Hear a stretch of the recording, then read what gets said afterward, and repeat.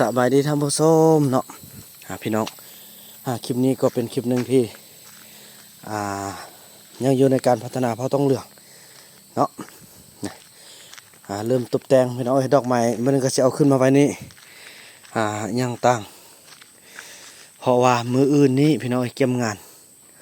ในการขึ้นบานเนาะหรือว่าขึ้นห้องยาแล้วก็ทำบุญบานเนาะจะสูดเอาครูบาเอาพระมาเนาะพี่น้องเนาะตั้งแต่เกิดเรื่องเกิดราวมาก็คือว่าแหละพี่น้องมาอยู่กับบ่ได้สุดจักเถื่อก็เลยว่าเป็นขาใจพี่น้องเนาะก็ถือว่ามีสั้นเจ้านี้พี่น้องเนาะเนี่ยซื้อมาไว้เป็นที่เรียบร้อยนะจันทร์เชิญเจ้าที่เจ้าท่านเจ้าบ้านเจ้าเมืองเจ้าป่าเจ้าเขาสิ่งศักดิ์สิทธิ์เนาะอยู่บริเวณนี้ขึ้นมาสถิตอยู่ณที่นี่พี่น้องอันนี้เป็นอย่างนี้หนักโอ้เลยเนี่ยจะได้อนามัยเอาขึ้นแล้วก็เสียอนามัยดีๆนี่รถเอามาจอดพี่เลยได้พี่น้องมีบนจอดรถเลยได้หลังจากขึ้นแล้วก็ชิมันเฟืองนอนหันเบาบนำนอนนี้เนี่ยแล้วก็ชิมาเฮ็ดตอนนี้เบาเฟืองกับทีมงานได้ออกไปเอาขี้ทรายเอามาหินเนาะเพื่อจะมาเฮ็ดสั้นเจ้าอยู่นี่พี่น้องขัดกะว่าจะเฮ็ดนี่แหละเนาะเฮ็ดตรงนี้เลยพออยู่นี่มีงูตัวนึงพี่น้องเพิ่นเฝ้าอยู่นี่เนาะอยู่หูนี่แหละกลางคืนเพิ่นมักออกมาเลยพี่น้องเพิ่นสิ้นเพิ่นจะออกมาเที่ยวออกมาเล่นพี่น้องนี่นี่แหละและพิเศษพี่น้องตั้งแต่เกิดมาเนาะบ่าวนำก็บ่เคยเห็นจักเทื่ออยู่ที่นี่มีงูเผือกพี่น้องมันจะแบบมื้อนั้นเนาะดุดห้องน้ำหั่นแล้วจะเห็นอยู่หั่นแหละแสดงกาอยู่บริเวณนี่แหละปล่อยให้อยู่บริเวณนี้แสดงว่าอยู่ดินตอนนี้มีงูเผือกพี่น้องเป็นตัวป้อพี่น้องข้าวพี่น้องข้าวคือกับโฟมนี่แหละนี่คือกับโฟมนี่เลยแหละ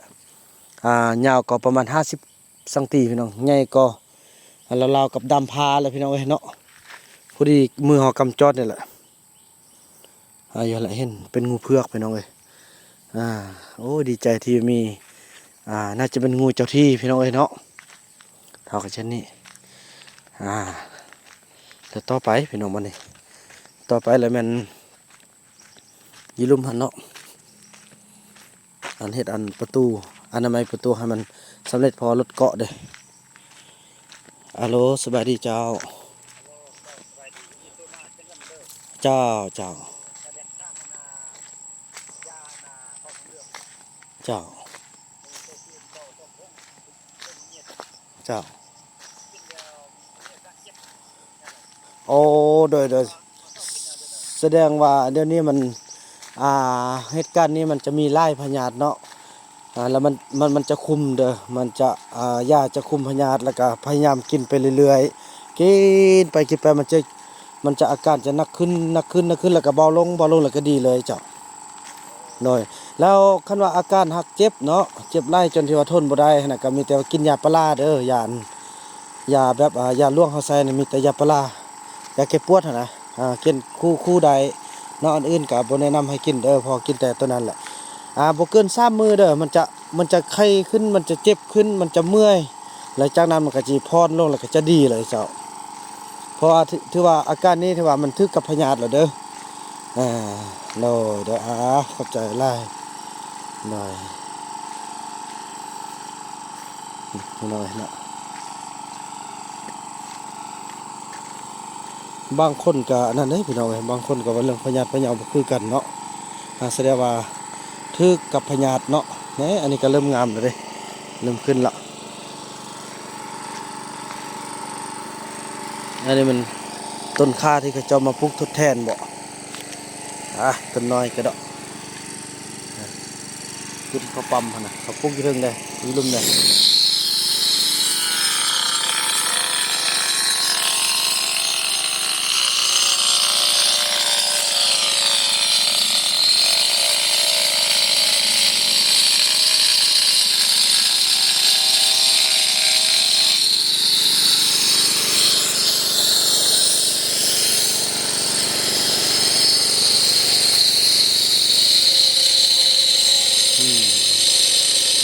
เสนาเนาะ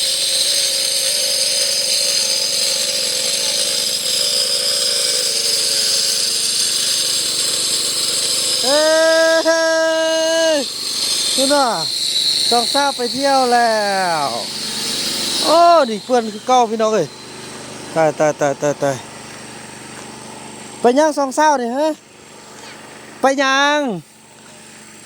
ไปเที่ยวผู้บ่าวไปอยูซามีผู้บ่าวว้า เขาเมื่อกี้เขาโทรมา นึ่งเขาโทรมาให้ใส่โทรศัพท์นะแล้วเขาบอกเขาเอาไป5ไปเที่ยวเล่น เอาเที่ยวเล่นเอาเมื่อไรเด้อพ่อตา ก็จะมาปัดแก่ก็กด เด้อขอบใจเด้อแล้วอันนั้นกับเบิ้งไฮไลท์เด้อฟักนำเด้อไปหาครูบากะครูบ้านนี่ให้อันพ่อตาเลยเนาะเอาแต่บ้านเฮาแหละแม่นแหละนิมนต์เพิ่นเอาแต่บ้านเฮาแหละอันนี้คือมอบให้ทางพ่อตาเพิ่นไปเว้าเรื่องยังมาครูบาเนาะ ว่านี่แหละพอไปไม่ได้มาพอไปกินเหล้า น่ะเบิ่ง น้ำเปลือง ผู้ใด เหล้าเปลืองอันนี้แม่เขาจริง เนี่ยอย่าลูกอย่าไปดึกละเด้อไปมื้อนึงมาเด้อลูกเด้อพอมื้ออื่นนี่อีพ่อสิเอางัวเอาหยังมาคืนนี้นะเขาเฮ็ดยังนั้น อันนี้แป้งประตูมันงามลูกแป้งมันงามเพราะมันลดเข้าไปแล้วมันนั่นมันคละหั่นนะมันโปดลูกพยายามเด้ออย่าสู้ไปหาผู้ชายไล่เด้อขี้ยันเด้อเฮายังผู้น้อยจะไม่นกถือกับอีพ่อ เด้อบ๊ายบายไปแล้วเข้ามาเด้อลูกเด้อโอ้พี่น้องเอ้ยเนาะห้ามก็ห้ามบ่ได้ห้ามไล่เขาก็บ่ยืนเฮาแต่ละมือพากันล้อสอกหาผู้บ่าวพี่น้องเอ้ยทำใจแหละพี่น้องเอ้ยเกียมถึง2-3 ปีเกียมเลี้ยงดูลูกหลานอีกตึมแหละพี่น้องเอ้ยเนาะเว้าก็บ่ฟังคันเว้าไล่เขาก็บ่อยู่พี่น้องเอ้ยเพราะเป็นวิถีชีวิตของเขา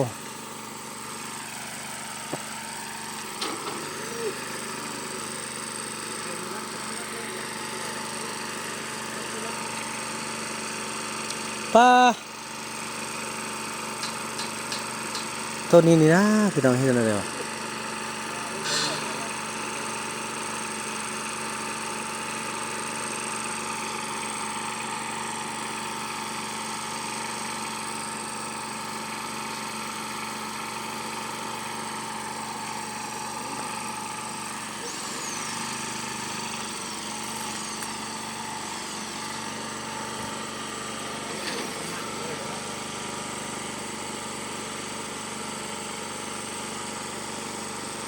ป้าย่าน้องแผ่นตัวนี้เนี่ยเขาบ่ได้เอามาติแผ่นนั่นนี่ฮะอ๋อ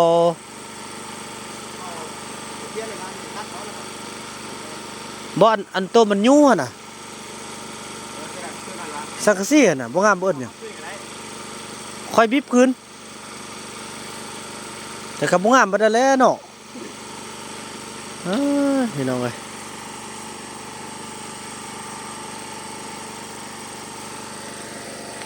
เอาครีมมาเฮ็ดคืนเนอะ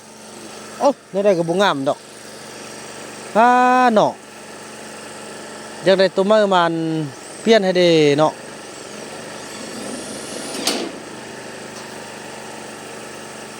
ใช่ได้ว่า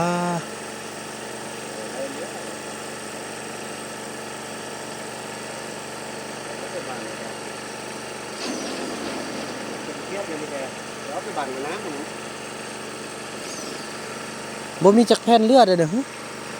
เรืออะไรครับ รถเวียดเนี่ยมันรถเท่านี่ติ รถไม่ใช่อันรถเบียดครับ เข้ากับบ่ระมัดระวังเนาะปลดลงก็บ่ว่าเว้ยแบกขึ้นก็ได้ซ้ำนี่เสียหายเด้เว้ยบ่งามนะสระบุรีใจจังน้อยเว้ย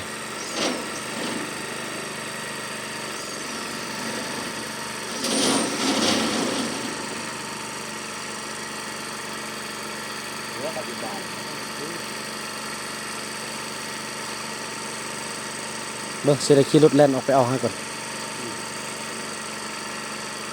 อยู่เขตดามีหึ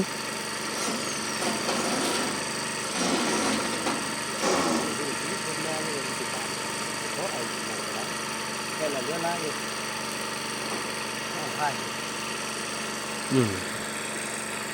ใช่ อ้าวนะบ่คิดซะเด้อเว้ย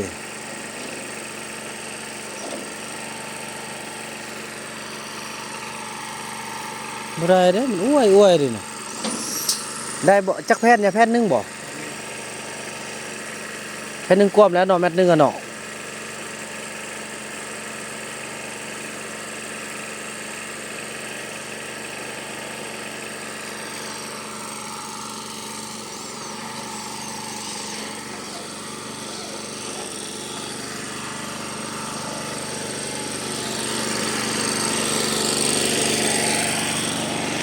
ฝั่งนี้ก็หัวได้แล้วของ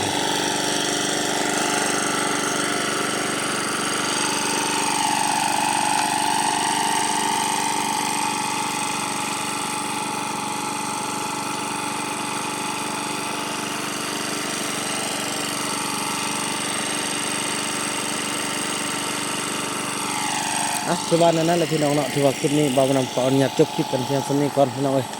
แล้วพบกันใหม่ในคลิปต่อไปเนาะคลิปนี้บ่าวนำขอกล่าวคำว่าสบายดี